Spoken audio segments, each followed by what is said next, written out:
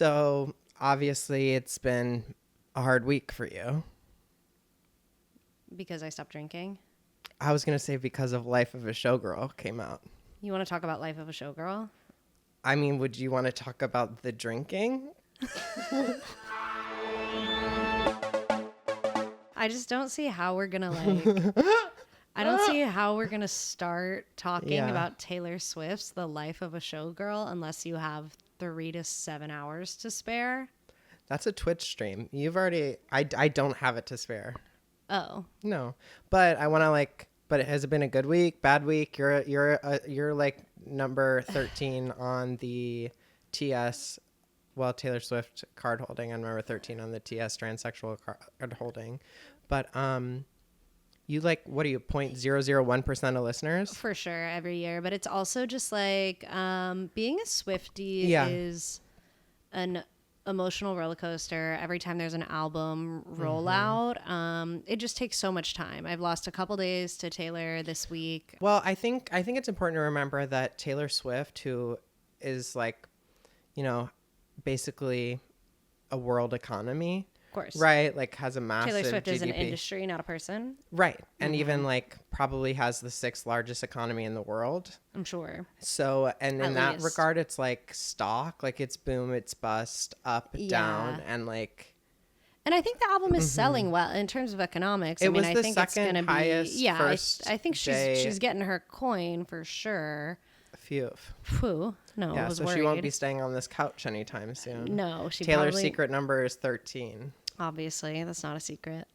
We're coming up to when you're do you want to cover Life of a Showgirl? Yeah. On the pod. Yeah. I was it was a question that I had was, do we talk about the Life of a Showgirl on the pod? Because it's what everybody's talking about. And I'm it's what we used to say. I'm there are families in this building. We can't get doxxed. We can't get spotted. No. That's something that I don't need to. I know. It's the paranormal. I can't get involved. I don't want to start messing with that stuff. Right? I'm not messing with that.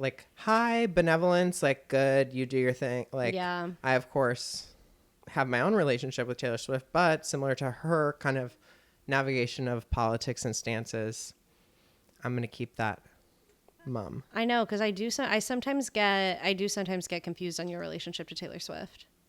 Yeah, I don't want to get nailed down on a position. Because there was a time when I feel like you were kind of a Swiftie, with me.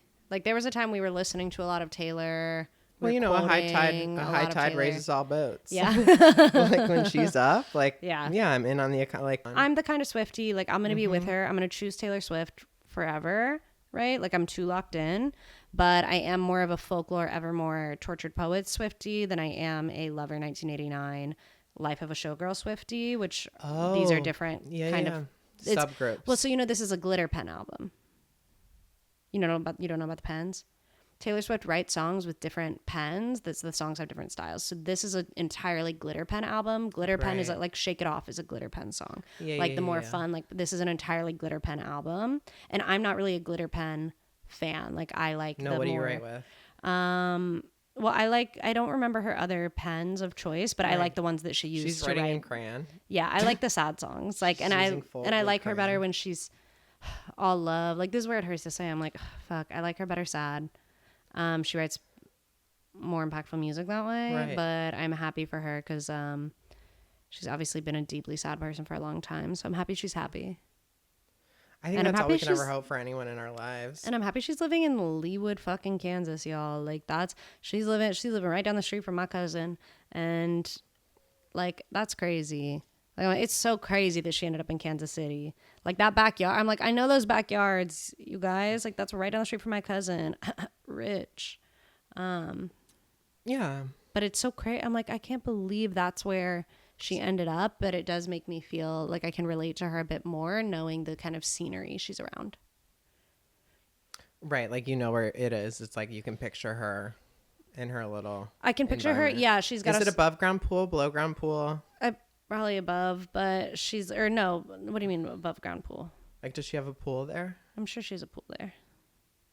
What do you mean above or below ground? Do you mean a pool that's above the ground? That would be an above ground pool. Can you imagine Taylor I don't Swift think with they an above have ground pool? No, nobody has that. People have, poor people have that. I've never been to that. I've never been in an above ground pool. I think it's important to have. When you said below mixed ground, I was like, do you mean socioeconomic yeah, right. experiences? It is important. For sure. Huh. Well, when we were watching our text last night, one of the things that I said was like, I think that this exists in the same world as like where Taylor Swift is writing from for Life of a Showgirl. Yeah, we did choose the text that we're watching this week is Showgirl-esque. And while we didn't want to talk about Taylor Swift because we're not interested in getting kind of doxed. Like I have a life, I have a family. Yeah, so we're trying to keep our loved ones safe and not do an episode on the Life of a Showgirl album. But we did watch a Showgirl-inspired film. Yeah, this week we watched Burlesque. Should we do our intro? Yeah, let's do our intro. Oh my gosh. I'm Julia Wendt. She is... Oh, wait, is that how we wanted to do it? I think maybe Welcome to Stream Queens. Oh, yeah. Well, hey, welcome to Stream Queens, the pod. I'm Julia. I'm Erin. She's an Emmy Award-winning producer. She's an indie darling of the Tribeca Film Festival. And we are here as roommates on our real-life couch as members of the Bushwick intellectual elite to give you the definitive take on all things pop culture. And we're covering Burlesque, parentheses, 2010, directed by some gay guy. Stephen Atkins, yeah. Right. Yeah. Who is a homosexual? A what? A heterosexual? No, he's a homosexual. Right. And in fact, Cock it has the a lot tea, to honey. do with, Yeah. I mean, just to dive right into movie Burlesque. musical Burlesque. Okay, so for our listeners who may be like less intimately familiar with every part, every bar, every of Burlesque. Mm-hmm. Oh, for the people who don't know, yeah. Broken, barely holding on. Is there? Can you? I think that it's a great opportunity to kind of give a rundown. Something so strong somewhere inside me, and I am down, but I'll get up again. Don't count me out so fast. I've been brought down to my knees, and I've been pushed way past the point of breaking, but I'm just saying I'll be back on my feet. This is far from over. I am far from over. You haven't seen the last of me. Oh, no. I think that's a TikTok for sure. That's pretty good, right? Yeah, we can do that part again though. Like, I think we got the singing.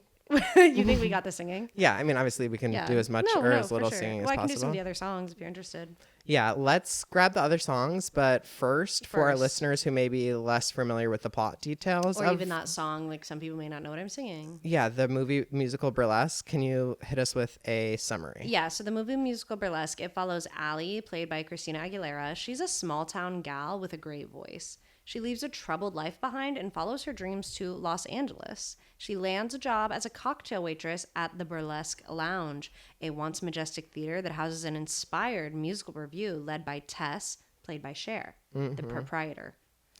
Allie vows to perform there, and with the help of a savvy stage manager and a gender-bending host, she makes the leap from bar to stage, helping restore the club's former glory.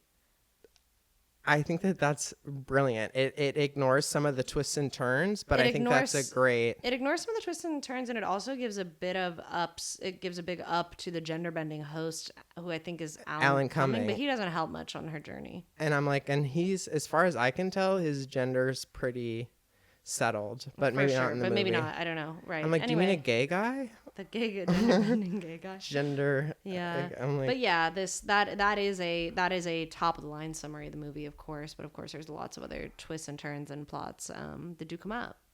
If you get confused, just read Wikipedia. Absolutely. If you get confused, just watch the film. It's pretty. It's easy to get. If you just watch it one time, you're gonna know the story.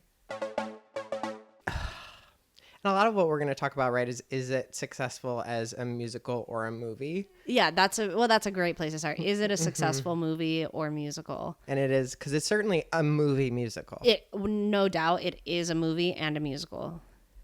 And not a particular, like, is it good? Is this our first, right, and I'm like, is this our first, like, bad movie? Like, is it bad? Is it good? Well, and is that really, like... And what is that question? And is it informative? Is it productive? Likely not. So maybe starting Right. it, that's the best way to do like art, like interpretation is Sure. starting with what you observed. Yeah. What did you observe about movie musical Burlesque? High faggotry, Sure. some tone and an aesthetic that doesn't, that it's hard to tell. It's like an uncanny campiness. Mm-hmm. And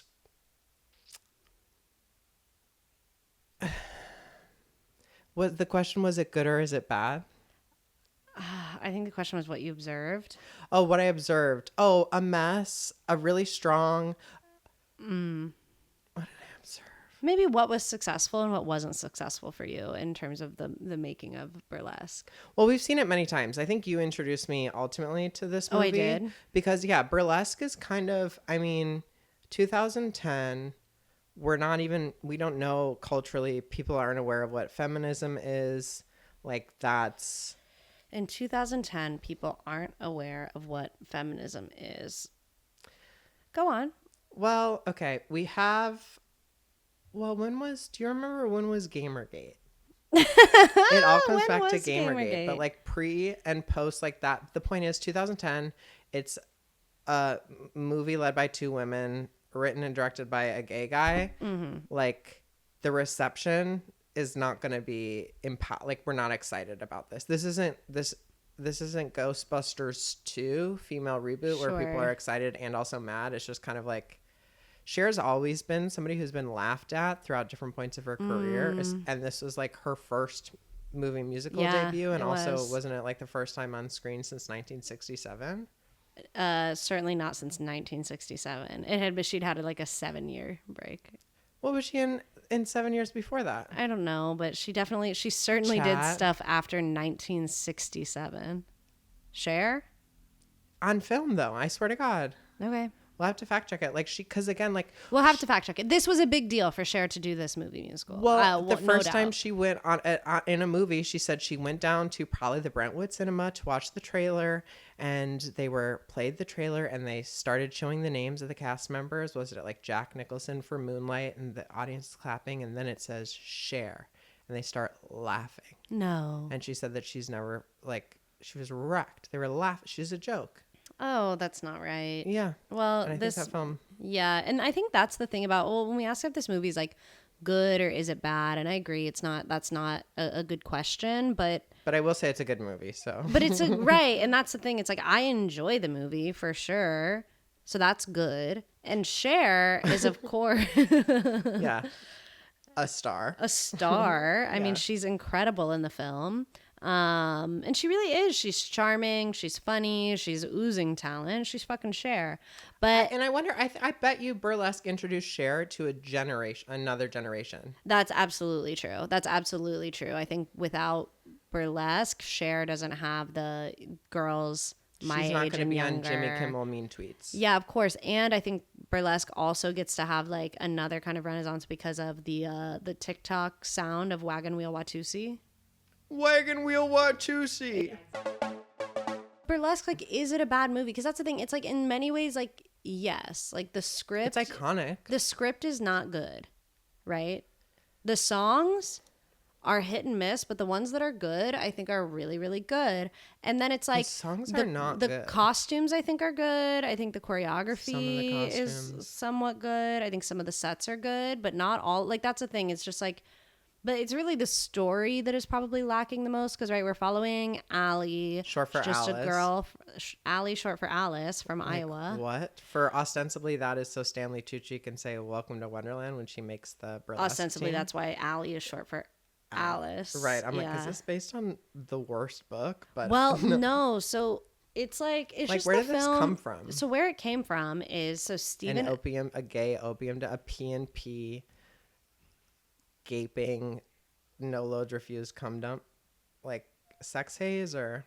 Cannot confirm or deny that, but what I can tell you from my research is that this respectfully. movie was written by Stephen Atkin. Yes. Stephen Atkin is a brother. Stuntman. Brother of a Pussycat Doll. Is directing a Pussycat Dolls show in LA at the Roxy.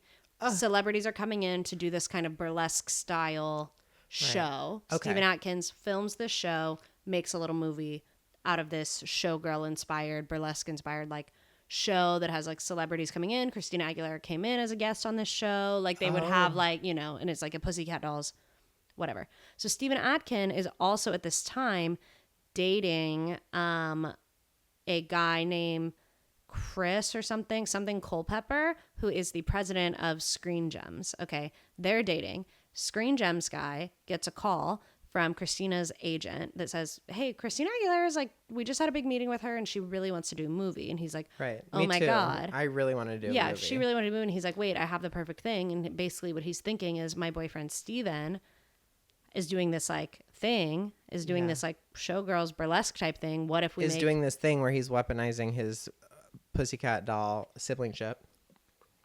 Sure. So let's make a movie. So then they kind of are like, hey, you got to make a script for this movie. So they kind of start writing the script. Steven, president of Screen Gems, and then they get some other writers to kind of edit the script because Steven has not done this before. This is the first time doing something like this. And so Steven is also, from what I can tell, resistant to some of the storytelling devices that do end up making the cut in the film, right? The things that make it a movie, right? Because Steven is directing live shows, right? And is really into burlesque and is, right? And so Steven's having ideas for like the choreography, for the songs, for the sets, is envisioning a different kind of thing, right? But then Steven's boyfriend, president of the studio, is kind of like, yes, you got to make it like a movie. We need like a plot. Yeah. We need like a story. Right. So then they're like, okay, small town girl, big city dreams, easy. That's classic. Our story. Yeah. Classic. We can There's like 3 stories. We can tell this story, and then we got to get like the air rights involved, right? Like we got to get this kind of plot. What do you mean that came up with Someone air brought rights? that in because they were like, well, we need a story. We need an ending. And so then they brought in air rights as kind of a plot device. So do you want to tell, like, because this certainly educated me about what is air rights. Okay, so does that come up a lot? No, it's only ever come up in the movie musical Burlesque. I'm not even convinced it's a real thing. Which to writers, like, that's not. But it could be a real thing. But it's like, very funny. We have to have devices. Maybe pick a familiar one. Yeah. And so I guess Stephen Atkins and president of the studio, so part of while they're making this movie. So basically they're like, they get Christina Aguilera. They're making this movie. Yeah. Then they're hearing mumblings that Cher is maybe interested. So they kind of end up stalking Cher. They kind of find her at like a show. They wait for her and Cher's like, all right, I'm going to give you all 5 minutes. And then Cher starts hanging out with them and is like, okay, shit, I'll do the movie. So now we've got Cher, we've got Christina Aguilera, we've got an okay script. They send it to the writer of Juno. She's Diablo Cody. Diablo from Cody does Illinois, an uncredited pass there, of. from. Oh, really? Yeah. Well, she does an uncredited pass of the script. So does some other people. They get the script together. Also wrote Jennifer's Body, which I have yet to see. We could. Yeah, Diablo Cody is really cool. Let's do Jennifer's Body. She is also religious, like you. Like me. Yeah. Oh, cool. Yeah. Yeah. I think you two would really vibe. Yeah, that sounds true. I saw a picture of her when I was researching this, and I thought we'd probably have a vibe. No, like, I think we'd have a lot to say to each other. But so Stephen Atkins is also like, it's tough to also run a script. I know that's like for a big studio film, like they do punch ups. Yeah. But I don't know what this benefited from a bunch of random people touching it. Correct. And kind of like they're basically making this guy's like showgirl vision into like, how do we make it a movie, which is why I think the plot feels so thin. And that's kind of what happened with The Weeknd for that thing too. Yeah, it's exactly. Like, you want to make a music video. You want to make a music video, but people keep trying to push plot on you, right? And like, so then, and this is, I guess, like, as this movie is set to be released, this is what's happening in the media, is the media is reporting a story of president of studio, director of film. They're kind of queening out and they're fighting and they're having problems and they're bringing their kind of relationship. Queening out is usually a good thing, but no, they meant it in a bad way. They were like, these two queens, like these two gay guys are like fighting on the set, and it's a big kind of messy. There's like reports of messiness. Yeah, gay people couldn't get married in 2010. Correct, and so there's it was 2008. No, it was 2012. No, it was 2012. Yeah, like you can't. Period. And yeah. So they can't even get married. Gay marriage, parentheses, 2012 hyphen. It is so crazy. Gay marriage is 2012. Mm-hmm. That's what I'm saying. Like that, like just happened. Yeah, and like we don't we're not in a space to be like, we didn't even have, did we have Brian Murphy? Was he around? Murphy? I probably, do you know what I'm saying? Like two gay guys and two divas. Gay guys and divas. Like this was in 2010. Yeah. And so Stephen Atkin, like this was an interview that I read that was like on the 10-year anniversary or something in Burlesque. And was talking about like we hadn't even gotten Bin Laden. Like he didn't even I mean, I never got him, but I never got him. But he didn't even want to, he's like, I didn't set out to make like a camp.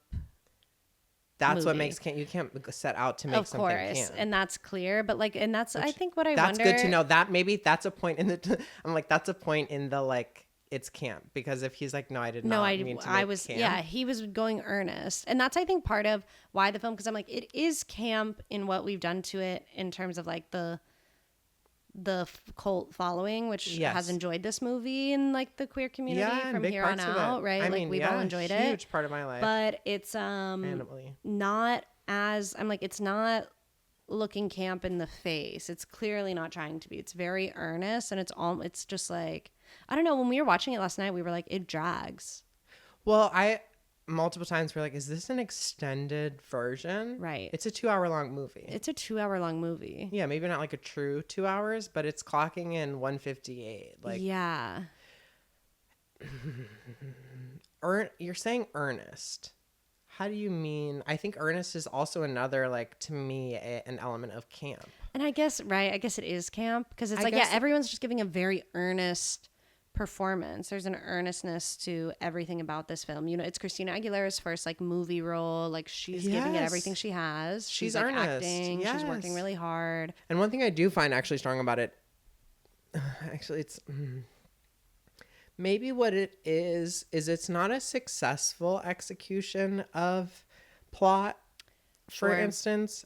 However, it's very heavy-handed. That it's like the plot is happening. The plot is happening. The songs are happening. Like it's like this is happening. And the songs, with the exception, why are the songs bad? Like, well, they don't have anything to do with the plot, because they're the songs within the world of the shows that they're putting on. So the songs aren't necessarily they're not storytelling type of songs. Right. It's a soundtrack. Like they're for the showgirls to put on their burlesque numbers. But they don't have anything to do with the plot, with the exception of You Haven't Seen the Last of Me. Oscar-nominated or Oscar-winning song. Golden Globe winning. No Oscars. Ugh. But they did get a Golden Globe for that song. Congrats, girls. And Stephen Atkin didn't want that song in the movie. That's what I'm saying. Okay, so that also, when we talk about camp, like John Waters, I'm going to misquote it. I'm certainly going to misinterpret it, but good taste and bad taste, like good bad taste and bad taste.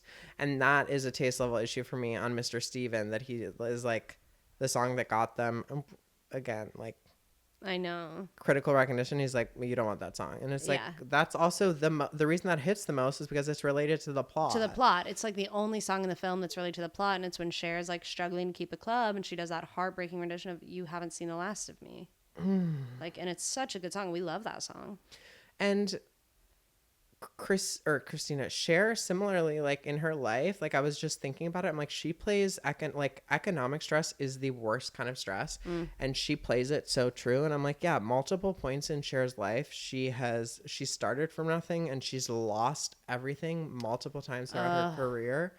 Like, so she knew how to do that song, right? Because you and I were starting and watching, and I'm like, as soon as Christina Aguilera ends up on the bus, like, and starts walking on Hollywood Boulevard on like the Hollywood Walk of Fame, and I'm like, and you're telling me this is a world in which Cher's name is not one of the stars on the Hollywood Walk of Fame, like, right? Like, is this a world where Cher exists or doesn't exist? Right, like you being like, and is it a world where Christina Aguilera exists or doesn't exist? Right, because why do you like? Is burlesque like a big happening industry in LA? I can't imagine. Like, that is the biggest question I have about the world of the film, is like Christina Aguilera's character, like that she walks down the burlesque club and is like, this is what I want to do. But what she's watching is girls like lip singing and dancing. And all we know about her so far is she's a singer. Yes. So I'm like, you would think she was going to LA for like a record deal. To busk. But like she that one Australian girl with the monkey song. Damn monkey, damn monkey, damn monkey. Ooh. She was busking? Yeah. Oh. Yeah. She probably is again. Sorry, girl. It's a tough industry. I know, LA. Oof. But yeah, to go into LA like and see the burlesque club and be like, this is it. I'm like, oh, I kind of thought your dreams were different, but like, okay. But she just falls in love with the craft. She's reading her books. She's researching. Which it's like, okay, so you're telling me that Veronica Mars, Miss Kristen Bell, is so alluring and convincing that you're like, I gotta get up there? Kristen Bell in that role is such a funny choice. Kristen Bell is like if I'm presenting to you a dynamic where I'm like, okay, Kristen Bell, Christina Aguilera, underdog bombshell. Yeah. And I hand those pieces to you, I'm not sure that I would put Kristen Bell as the bombshell and Christina Aguilera as the underdog. Right. Like, yeah. I don't believe you. Again, 2010, like when we were trying to figure out what the fuck is going on, like this came out, was it Thanksgiving 2010? Yeah, it was Thanksgiving. Alongside a Narnia sequel, like, and something else. You know what it came out alongside? Tell me. Megamind. I don't know if you were familiar with that. I know about Megamind. It came out the same weekend as Megamind, and that's where I think about like this movie coming out at the time it came out in my life was so interesting because like it was literally, I'm like, it's 2010. It's right at the moment that I'm like like it's puberty vibes, and literally like there's part of me that I'm dead ass like watching Megamind, and I think that's so funny. And then I'm also watching Burlesque, and my friends and I are like doing the choreography on the treadmill and like wearing like slutty little outfits and like you know what I mean, like getting into kind of like sexuality and being hot, and at the same time finding like Megamind really funny. Like it's like it was such a moment. What is that like? So there's an element of burlesque for you that's a sexual awakening. Huge. This was a huge part because we start watching it and like the opening number and like you're singing every word. Yes, because it was huge in a way that I'm like, okay, I know every word to the songs of Burlesque. That's me and my little friend group at the time, and this is like I was 7th grade, I think. Burlesque comes out, we go see it in the theater.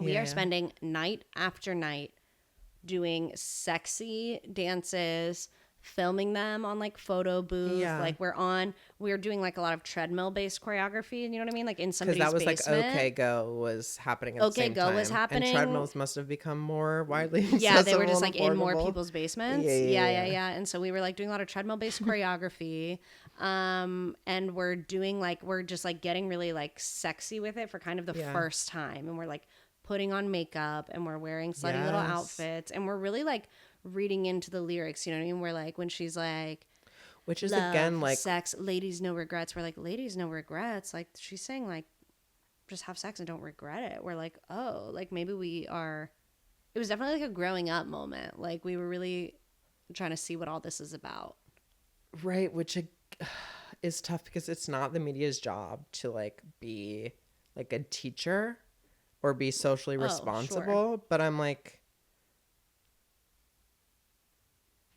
I don't know if that gay guy has any business teaching 13-year-old girls about femininity and like sexuality. Well, I don't think that was his intention. Of course not. But that's definitely how it was received so funny, for right? us. Like it was big, and like also being super into Cam Gigadet.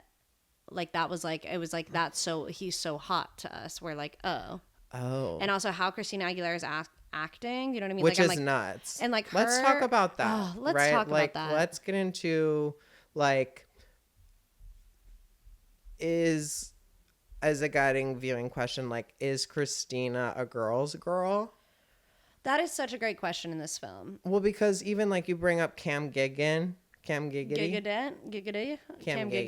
and it's like, bless you, Elio, is as like a sex symbol. Yeah. He's got abs. We love that. He's got the hairless bod that was like all the rage. Yes. And it's like Christina's crashing at his house and doesn't suck his dick one time. That is what, when we were in college, that drew me to the film first. I was like, she's getting a lot out of this man, and she doesn't have to suck his dick even a single time. No, I'm like, she's in his bed. He has a girlfriend. He's sleeping on the day bed, which she continually calls gay. And she's being like a brat to him as well. She's like seeing this girl, and she's like, "What are you, my mom? Like judging me for being out late?" And it's like, you're sleeping. No, he's not your mom. Your mom's dead. Your mom's dead. That's something that I'm sure. Point. Yeah, Diablo Cody gave. Yeah, of course. Was like, she needs a dead mom. She That's needs what's going stakes. to bring this home. Yeah. It's so there's no stakes in this whole movie There's no except stake- the economic well, stakes that Cher. I'm like, fuck. Like, she's got stakes. she's gonna lose the club She's going to lose the club. in a number of days. That's the other thing. It's like perfect. Yeah, there's a timeline set. Yeah, which again, do we like? But do you? So when you're talking about like doing these dances, Yeah. I wonder, something you and I have talked about before is male and female gaze. Yeah. Like, No, it's giving male gaze. It's giving we're learning about the male. Well, the female gaze is like there's the scene when there's a couple things, right? Male gaze is when like Christina Aguilera is making coffee with no pants on in the morning. Yes. Like we are at this time, like me and my other young girlfriends, like we can't wait to be pantsless making coffee, which we don't even It's drink the best yet thing. at this Yeah. time. You know what I mean? Like it's Yeah. like, oh, that I want to be that girl. yeah, And in then full lashes and in lip. full, I'm gonna sleep in my full lashes so that I wake up Yeah. looking really cute when I make coffee with no yeah, pants and a on. t-shirt, Yeah, exactly. And a boy's t-shirt, like extensions, no that's tracks absolutely showing. no yeah. tracks. So that's kind of like the goal. And Yeah, then it's a great there's look. yes, Timeless. for sure. Yeah. And then there's like the more female gazy elements of the film, where for us, like we're very charmed by the Cam Gigglet scene where they come home like drunk and he's doing like little pranks where he puts on like the silly PJs and then he comes out and then Yeah. he comes out naked and then he's holding a box of cookies in front of like his penis and we're like, Yeah. It's cheeky. I mean, it's good. It's cheeky and definitely cute. rom-com. Yeah, and we're like into that for sure. But you brought up a good question we haven't really answered. Which is, Christina Aguilera, Allie from Iowa, a girl's girl? I mean, to me, undoubtedly no. Like, Well, but 'cause she she- does yeah. start out like the first time she ends up at Cam's. As soon as she finds out about, The fiance. yeah, she's like, I have to go. I'd rather be outside in the soaking wet LA rain right now Yeah. than Than be at a man with a fiance's house. 'Cause For even I a didn't- second For even a longer. second longer. But then there's also like girl's girl question, right? Because she comes in and she's like, when she first comes into the club, she like really wants to work with Tess, but then Yeah. Nikki comes in late and she makes that really mean comment to Kristen Bell when she goes, "You're so pretty. yeah. No one would ever know." And she's like, "Know what? That you're a dude." And everyone's like, "Oh, No, I'm like, roasted." Yeah. Yeah. Yeah, rude. And she also steals that other girl's spot. Like, no, she's not. Yeah, and She's looking out for number one. Then she steals Kristen Bell's boyfriend. that's This what is I not think's a girl's tough. I'm like, girl. this is not a girl's girl because she comes in, she's stealing Diana Everyone's Agron's man, and she's stealing Kristen Bell's man, and that's kind of tough. Like, if you're gonna be a girl's girl to kind of like do those behaviors is bad. I would say I don't think it's bro code. It all could be like a good and respected film if it weren't the dialogue so bad. Like the makeup scene, for example, like the dialogue is literally Cher. She's having this like dramatic, like, I'm your Yeah. mom. Like, your mom Yeah. never taught you how to do makeup. I'll teach you how to do makeup. Yeah. Christina Aguilera, who we've seen in a full beat in every scene. Yeah. She's going to teach her how Cut to do crease, makeup. lashes for the very lip first done. time. Yeah, and she's like fucking up eyeliner. And she's like, makeup? It's like being an artist. But but instead of painting a canvas. Yeah. Wait, take it again. Take it again. Yeah. To take it again, it's Yeah. makeup is like being an artist, but instead of painting a canvas, you're painting a face. But she delivers it really good. She delivers That's it the like thing. that's It's a line. Really, She delivers it like that line is something. and it goes back to then that's a writing and directing issue because it's not a fucking Cher issue. No, it's a writing issue because it's like Cher is delivering that like it's a meaningful line. And it's so funny because that line itself, like, makeup is like being an artist. I'm like, it's called makeup artist. Well, it's not. It's right. It's not like- even simile. It's not, yeah, It's it's just so like- weird. It's just. But she tells a beautiful story. She does, yeah. And again, we get, despite the, or other than the little photo of Christina and presumably her mother, it's like, that is one thing that we did successfully do. Like in the middle of a makeup scene, like dropping the dead mom. Being Oh, like, yeah, Didn't you your did do mom that. ever teach you how to do makeup? Yeah. She's like, my mom died. Like, yeah, bitch. Like, come on. Putting Yeah, you did do makeup that in on Sister, the someone film. who's already wearing makeup, like, oh. No, putting makeup on someone already wearing makeup is so perfect. It's, Yeah, that's a great scene. there are so, like, that's There are so many good scenes in Burlesque. Like, I love the scene when Kristen Bell is having her kind of alcoholic freak out outside Yeah. of the club because she's been like, she quit or was fired or somewhere in between. Yeah. And then she's like yelling at Cher. And Well, she's she like, keeps getting told you can't work here when you're drunk, and she's always drunk. always drunk. And so she's drunk again. And she's drunk. She's getting in the car. Cher's like, come on, don't drive. And she's like, I'm going to fucking drive. And she's Yeah. like, also, by the way, I slept with your husband the day after your honeymoon. And Cher takes a tire iron and just breaks her fucking window. It's awesome. Iconic. Like, Iconic. I wonder. I wonder if the film could really benefit from a recut. Yeah. Because again, like, there's something there. We just Yeah. need to find it. And that's actually, once again, like, when we have this conversation about art ultimately belonging to the audience, Yeah. like, when we say there's something there to be found that could have been found in editing, directing, writing, it's like, well, maybe as we see with this movie specifically, like, it's actually for the audience to find those things. And we do. There are so many good, like, there's the relationship between Cher and Kristen Bell is fabulous. The relationship between Stanley Tucci and then, like, DJ at Julianne Hough's wedding is great. Yes. Julianne Hough is a doll in this movie, which, poor thing. Sorry about what you did. Yeah. You know what she did? No, I don't condone it, though, of course. In 2013, Julianne Hough, and I think Yeah. she was at this time, I believe, a 2-time champion on Dancing with the Stars. Was also in She won? Burlesque. I think like twice. Like she was like, God. yeah, she's like really top. I think she's releasing country songs. But then in 2013, she for Halloween dresses up as Uzo Aduba's character from Orange Is the New Black in full blackface. And it sparks a kind of national conversation about blackface because she really didn't know at the time that it wasn't okay to do such a thing. And it really sparked a big conversation about it. Well, but that's, you got to understand, like, that wasn't a cultural conversation until Julianne Hough did that. It really became a big story. Yeah, I definitely don't have anything to say about that. Oh, okay. Yeah, but I guess other than, like, well, she shouldn't have done that. She shouldn't have done that. But now she's got endometriosis, and she's really speaking out about that. And we do need more research into endometriosis. So I think that's a great call. That. Yeah. Yeah. So thanks for sharing your story, Julianne. I think, yeah, we started, is this a good movie? I'm going to say it's a good movie. Yeah. You did a lot of research. Is there anything else about the movie that you're, like, dying to tell me about what you learned that we could also learn? Like, I love edutainment. Like, that's if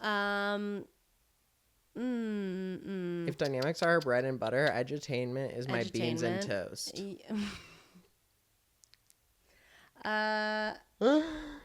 Yeah, I don't know. I think no. I just want to tell you about the drama between the gay guys that kind of started it all. And then also the fact that it seems this movie was kind of thrown together by people in the right place at the right time. And Christina Aguilera wanting to do a movie. Yeah. And this was just ostensibly just kind of the movie, written and became the movie. And a lot, there was no, it doesn't seem like there was an auteur behind this, I think is why some of it's definitely kind of a camel, if you will. Like, it's a lot of different people giving their input. Like, I heard Christina Aguilera had a lot of input on the script. She wanted to make sure it was kind of a modern woman type character somehow. And then there's like everyone kind of was dipping their toes into different areas of this film. It hurt it for sure. But overall, and also, I think it's again, lovely. getting, I think, a $56 million budget, getting to work with Cher and Christina Aguilera out of the gate because your boyfriend is a is a president of a studio, yeah. And then in what we covered 2 times ago, fucking Catherine Hardwicke getting an Oscar-nominated film in order to do Twilight and then getting fired from it after it made $350 million. I'm like, look at yourselves, people. Like, where's our values? You know what I mean? Like, who do we want to be? Yeah. I want to be Christina Aguilera in Burlesque, to be honest. I want to live in that time. I want to live in that world. I want to just kind of Roll up, meet a cute guy, stay at his house, not suck his dick, get rights to his bedroom, break up his relationship, break up another relationship while I hang out with a rich guy. He buys me some nice shoes. I get to dance and sing at the club. Everybody loves me. I'm a hit. And then I save the club, and Cher's my best friend. And so is Stanley Tucci. Like, that's what I want. Okay. I wonder, as you're saying that, I'm like, you might have lived a lot of these plot lines already. Get into that. I'm like, you want to live that. I'm like, I think you've lived Burlesque a couple times. Like, wait, the dynamics that we see and then act out. Like, wait, I'm actually just reckoning with how much the movie musical Burlesque did impact my psyche, and I've actually lived fully Burlesque. A lot of the plot of that movie already. And I'm just a kid. No, literally, you're just I've already lived that movie woman. a couple times over now that you mention it. Wait, I achieved my dreams. Congrats to me. No, literally. Oh, time for new dreams. Yeah, so chat, let us know some dreams. Let us know your dreams. My dream is that you follow us on all the podcasting platforms. Yeah. And rate and review us, share us with a friend. Yeah. And watch the movie musical Burlesque if you haven't. Watch the movie musical Burlesque and then tell us your favorite part, chat. It's a really strong show. I'm Julia Wendt. I'm Erin McKeon. This is Stream Queens. Thanks. Congrats on living your dream, girl. Thank you so much. Love you.